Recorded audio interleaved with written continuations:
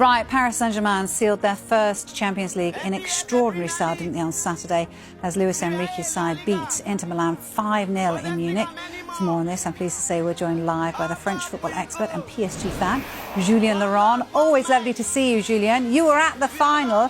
Has it sunk in yet? How did you celebrate? Are you still celebrating? Hello. Yeah, I'm still very much celebrating. I don't think I've just realised what they've done and what that night was about, really. It was so incredible to be there working, to be fair, but also, as you said, as a fan. My two sons were in the stands, my cousins, my best friend was there too. They all travelled from Paris, and it felt very special to be there. I've been waiting for this a very long time. I'm 45 in October, so it's a long time of waiting for the club and for other fans.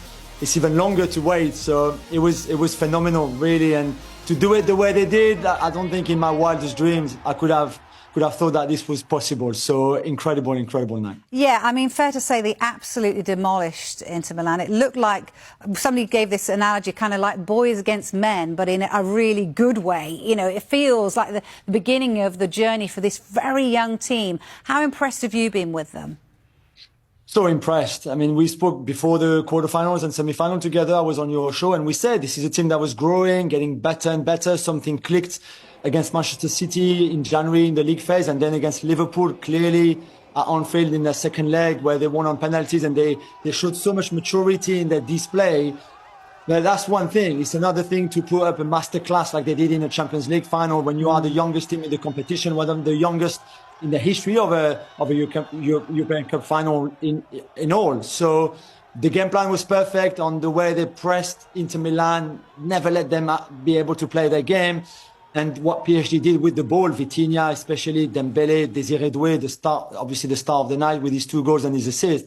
But just overall, everybody played almost at perfect level. The whole team collectively was almost perfect. And it was a game where they could easily have scored more goals even. So just perfect from start to finish. Yeah, watching it was just like they were just sort of running rings around Inter, wasn't it? And the Inter just couldn't cope with the speed of them, you know. And when you think back, superstars such as Mbappe, Messi and Neymar have all tried and failed to lift this trophy. How much credit then goes to the top and Luis Enrique for this? Almost all of it, Vicky. Really not all of it, because there's the sporting director and the owner and the president and all of that. But this is Luis Enrique's project, very much. This is his team. He's the architect of this incredible success. He'd done it before with Barcelona 10 years ago when he won the treble already. But he already had inherited a team with the greatest player of all time in it to start with in Messi, but a very good team overall. This time he had to build it himself, pretty much, with the players he wanted, going to sign the players. They still invested a lot of money on those youngsters like João Neves or Désiré Doué, but he improved everybody. And then collectively, you mentioned all that fluidity, but always within that structure, the mobility of all the players, switching positions, but there's always someone in the right place, in the right position. So an incredible tactical machine, really, served by individual talent that make a team. And when you play as a team, you attack together, you defend together, which is really the motto here. Then everything is much easier. Yeah, you mentioned his tactics. You know, it's his tactical nous that's extraordinary, isn't it? And he becomes just the second coach, obviously, after somebody who's pretty good at tactics as well, Pep Guardiola, to win the treble with 2 different clubs. Where does he rank for you in terms of other elite level coaches? He has to be right at the top for me. Nice. There's not many managers who won two Champions League, with 2 different teams. He's one of them. We mentioned Guardiola, Carlo Ancelotti, and a few others, but I think there's 6 or 7 of them maximum. So that's it. And then, as you said, it's him and Pep for 2 trebles with 2 different teams. And I know in those 10 years between the Barcelona triumph and Saturday night, things haven't been great for him with Spain, with Roma, those kind of experiences that he's had through his coaching career, not just on those 10 years even, has been a bit up and down. And that's why maybe people didn't think before he got to the PSG job that he was one of the world-class managers. I think now he showed that with the win on Saturday and this incredible treble season that he is definitely one of the best. Yeah, he is remarkable, isn't he? Let's touch on some of those remarkable players then. It's been Ousmane Dembele's season, you'd have to say, but it was Désiré Doué's night, wasn't it, on Saturday? 19 years of age. How excited are you about him? Is he the next superstar, do you think? I think he's got all the potential for it, all the qualities. It's his birthday tomorrow. If you want to wish him a happy birthday, happy we can do it. birthday, Now we can wait. Yeah, joyeux anniversaire, Désiré. He has the mental strength is incredible. He has the upper body of a boxer, the legs and the strength in the legs of a sprinter, and he's got the feet of Neymar, who is his icon, who he models his game on. Certainly the good about his game.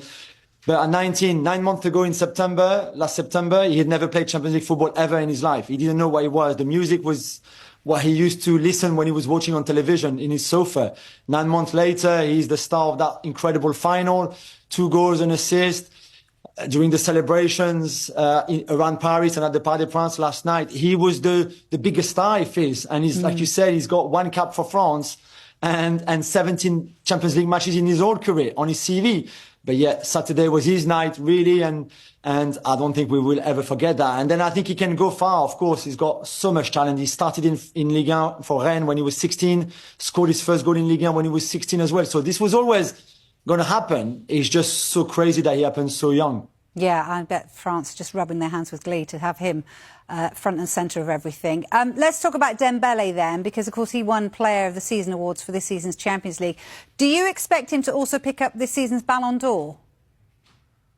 I think he's a strong favourite. He's not the only one, because Rafinha has had a great season, Lamine Yamal has had a great season. There are other players there in the conversation, but he's currently the best player in the best team in Europe. So naturally, he has to be the favourite for it. And it's not just the goals and the assists. He's got 45 goals involvement in 49 games this season in all competition, which is remarkable. 33 goals, 12 assists.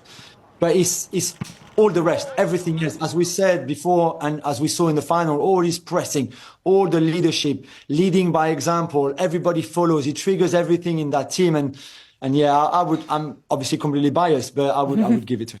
Yeah, of course, you're a little bit biased. Look, do you think this is like the start of a period of European dominance for PSG? Because, you know, there was one stage during this tournament that they didn't look like they'd even get this far, and then they just went through everyone, didn't they? Yeah, they had a slow start. They were very stuttering at the start of that league phase, and it looked like at some point they might not even qualify for the knockout stages. And then that game against City, where they 2-0 down after 55 minutes at the Parc des Princes, and they turn it around. Barcola nutmegs Matheus Nunes, then he crosses the ball, Dembele scores, and after that they just destroy City, win 4-2, and never looked back since. There was the 2 Liverpool games, which for me are also a turning point in there, because he gave them the confidence and the belief that they could beat anyone at any time. And that's when they did. When you beat the team that finished first in the Premier League and second and third and sixth, all through this Champions League campaign is very special. So what's interesting, Vicky, is when you look at other great young generation before, like the Ajax team in 95, they reached the final in 96 of the Champions League too. And after that, the top clubs came and signed all their best players, really. And I'm not sure this will be the case with this team. I think they can stay together for another 2 or 3 years.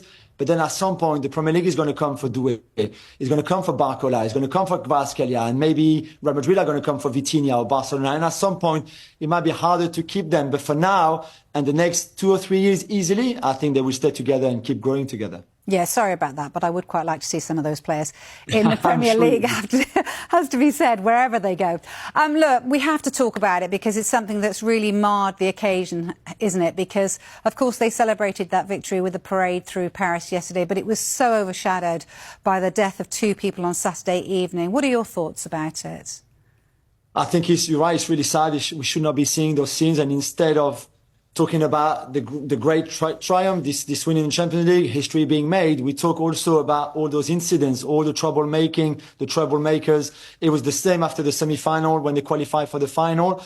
There's a lot of great people in Paris, and it's the best city in the world, but there's also a lot of stupid people in there. And unfortunately, they were right at the center of those celebrations, burning cars and looting shops and breaking windows everywhere. They did it again last night. They threw iron fences onto the peripheric when cars were driving on it with people in it and families in it, which was super dangerous. So I don't understand why you can't just celebrate your team winning a Champions League in peace and just be happy and then just be together and having a massive party together. No, some have to be causing trouble, and it's a real shame. Yeah, I hear you, Julien.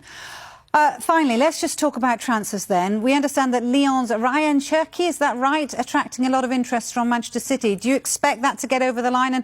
And you'll have to explain to me, what sort of player are they getting? Yeah, I think this one, the negotiations and talks are continuing now between the two clubs and between City and Ryan Cherki's entourage, which is the same as Kylian Mbappe. He's really interested in joining City. They just love him. They've loved him for a while now. And they are not the only team. Chelsea and Liverpool also have looked into him. He's a super gifted, super talented player. He's got right foot, left foot. He can take corners and free kicks with both feet. He's that good. You can't tell if he's more right-footed or left-footed. So that's special in itself. And this season especially has been his season. I think there's 44 goals involvement or 34 goals involvement, between goals and assists for Lyon in all competitions. He's been outstanding. Before, you could see the talent, but the consistency wasn't there and the decision-making neither.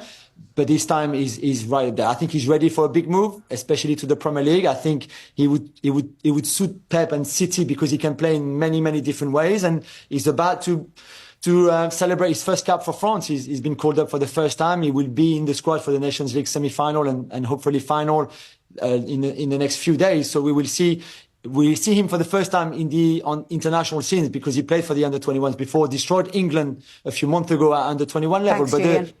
The big level, I had to remind you of that. Yeah, thanks. The A team is the big thing. But yeah, I think he ticks all the boxes for Guardiola. All right, brilliant as always. Lovely to talk to you. Thanks ever so much for joining us, Julien. Thank you so much. Thank you.